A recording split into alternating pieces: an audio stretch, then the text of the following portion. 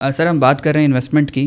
اب اسی کا ایک فالو اپ کوسچن ہے میرے پاس جو ذہن میں آتا ہے کہ اگر سرمایہ کاری کی جائے، انویسٹمنٹ کی جائے، اگر ایک کوئی انویسٹر کرتا ہے یا اینڈ یوزر کرتا ہے جس کو ہم کہتے ہیں کہ اس نے خود رہنا ہے، تو اس کی یہ انویسٹمنٹ کس حد تک محفوظ ہے؟ اس کو کیا گارنٹی ہے؟ کیا ایک ایسی آپ سمجھتے ہیں کہ ہم ایک شیورٹی ہے کہ اس کی انویسٹمنٹ محفوظ رہے گی؟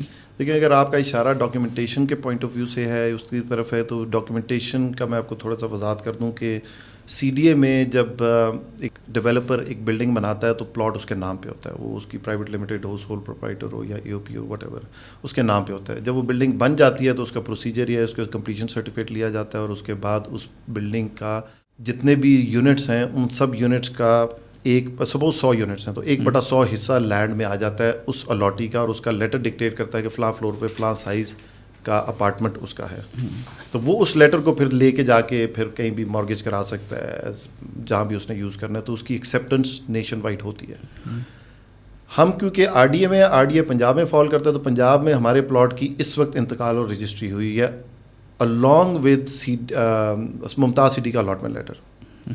جب ہم یہ بلڈنگ بیچنا جائیں گے تو ہم ایک ڈاکیومنٹ سائن کراتے ہیں جس کو ہم ٹرمز اینڈ کنڈیشنز کا ڈاکیومنٹ کہتے ہیں. اس کو سائن کراتے ہیں، لوگ ڈاؤن پیمنٹ دیتے ہیں، قسطیں دینا شروع کرتے ہیں، ہم بلڈنگ بنانا شروع کرتے ہیں.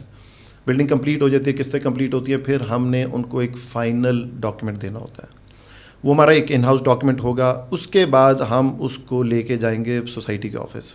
سوسائٹی کے آفس جس طرح اس نے ہمیں ممتاز سٹی کے آفس ممتاز سٹی کا پروسیجر، ابھی تو خیر کوئی بلڈنگ تیار نہیں ہے تو یہ پروسیجر وہ ڈیولپ انہوں نے کیا ہوا ہے. گوئنگ فارورڈ جب یہ بلڈنگ کوئی بھی تیار ہوگی تو وہ ہماری رجسٹری میں سے ایک سرٹن پرسنٹیج اس الاٹی کو ٹرانسفر کر دیں گے. بہت سارے اپارٹمنٹ اونرز جب خریدنے آتے ہیں تو کوشچن کرتے ہیں نہ چھت اپنا نہ زمین اپنی، تو وہ اس کا جواب یہی ہے کہ آپ کا لینڈ میں شیئر ہوتا ہے اگر آپ پراپر طریقے کو پروٹوکول کو فالو کریں، سوسائٹی کے بائی لاز کو، اور جو ڈیولپمنٹ اتھارٹی ہے جس طرح آر ڈی ہے تو اس کے بائی لاز کو فالو کریں، تو آپ نے ریزیڈنٹ یعنی اونر کو ایک حصہ لینڈ میں دینا ہے.